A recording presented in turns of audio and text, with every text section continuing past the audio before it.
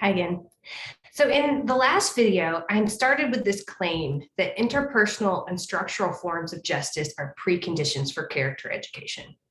This video is going to dig into that first form of justice, the interpersonal form.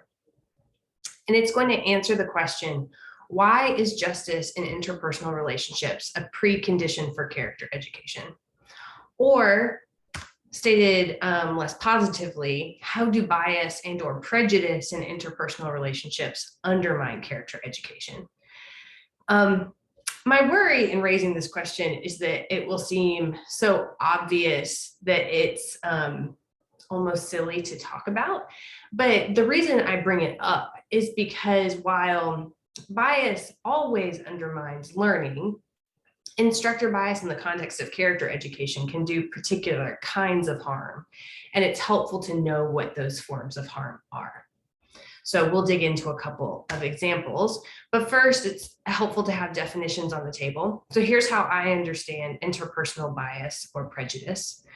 It consists of the assumptions, often unconscious, often negative, one person makes about another person on the basis of their belonging to a particular group or identity category. So race, religion, gender, sexuality, and so forth.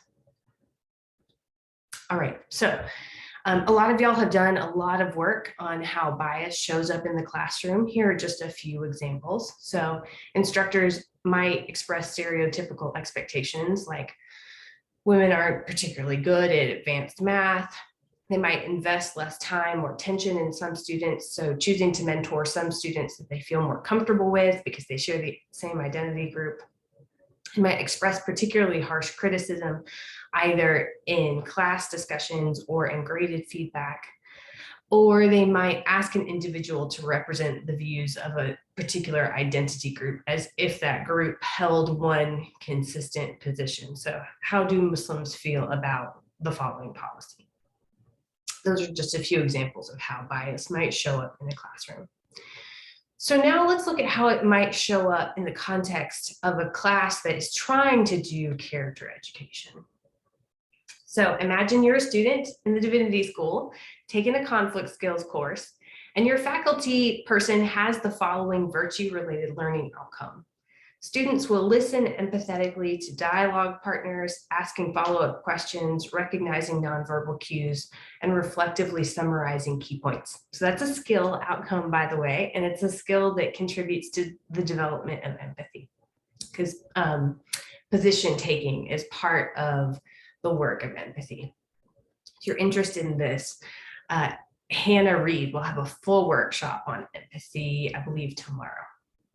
Anyway, so biased behavior in this context could look a lot of ways, but one way that it could look that would directly undermine that learning outcome would be if the instructor only demonstrated those listening skills with some groups of students. So maybe she acknowledges all students' comments, but only asks follow-up questions of the students who have very fluent English.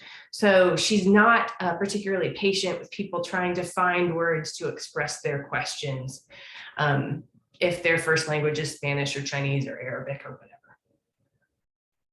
Okay, second example.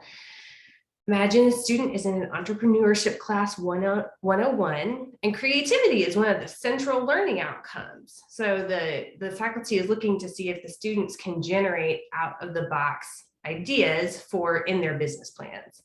And in general, the faculty person is delighted by all the wacky and wonderful and weird ideas that students come up with, unless the target audience of those ideas happens to be young women, and especially if the student who generated the idea for the target audience is herself a young woman. So that would be gender bias. And that lack of enthusiasm and dismissiveness would undermine the learning outcome of creativity. So I think what we can see here is the general trend that instructor bias tends to demotivate students. It doesn't feel very good to have somebody devalue your contributions or assume that your skills are limited by the group that you belong to. We know that that's just like an obvious moral point. But when a faculty member is also aspiring to do character education, and they fail to live up to the learning outcomes that they're holding out for students, that can also be demoralizing. It can reduce students' confidence and trust, not just in the instructor's integrity, but also in the very principles and the aspirations that we're holding out to them. So, good news. Students are insightful, so they can often distinguish between the character of the faculty person and our own imperfections and the value of moral standards.